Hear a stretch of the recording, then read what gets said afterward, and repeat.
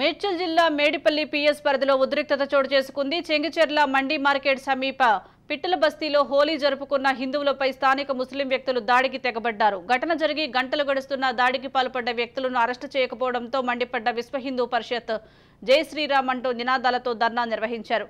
దోషులను అరెస్టు చేస్తామని పోలీసులు హామీ ఇవ్వడంతో ఆందోళన విరమించారు.